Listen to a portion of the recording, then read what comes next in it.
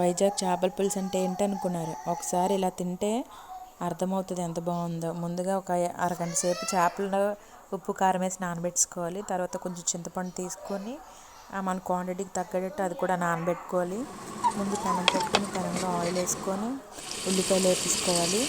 అవి కొంచెం ఏగుతున్నగా కలిపించుకొని తర్వాత ఏమొచ్చి బాగా వేపుకోవాలి. ఒక 5 నిమిషాలు వేపుకున్న తర్వాత కొంచెం ఉప్పు వేసుకోవాలి.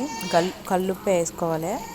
తర్వాత ఏమొచ్చి అది బాగా కలిపేసుకొని కొంచెం అవి వేగుతున్నాయి అన్న టైంలోనేమొచ్చి కొంచెం పసుపు వేసుకోవాలి.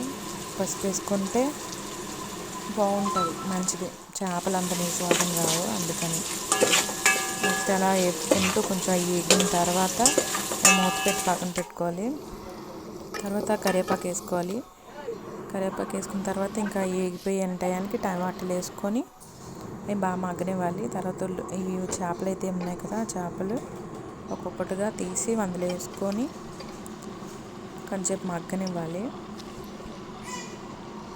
మగ్గనిచ్చిన తర్వాత అదండి అలాగ ఉన్నాయి కదా, ఇలా వేసేసి కొంచెం మగ్గిన తర్వాత చూపించలేదు. తర్వాత మనకు సరిపోయినంత కారం వేసుకోవాలి.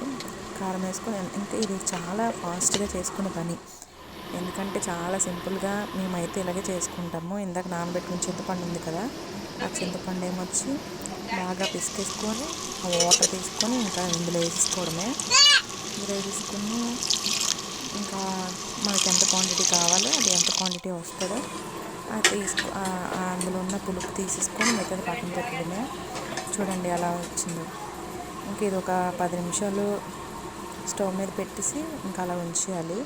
చూడండి ఇంకా ఇది మరగలేదు. ఇంకా నేను మళ్ళీ మూత పెట్టి పక్కన పెడతాను. అదే మళ్ళీ నేను స్టవ్ మీద పెట్టాను. ఇంకా మరగాలి. చూడండి ఈ స్టేజ్కి రావాలి ఈ చేప అనేది. ఇలాగ అయిన తర్వాత మనం దించుకొని ఇంకా అన్నంలో కలుపుకొని ఇంకా అంత తినడమే. మీకు మా ఛానల్ కొంచెం నచ్చితే లైక్ చేయండి, షేర్ చేయండి, సబ్స్క్రైబ్ చేసుకుని మాత్రం మర్చిపోకండి. మీకు కావాలంటే ఇలాంటి చేపలు కూడా వండుకోండి, బాగుంటాయి.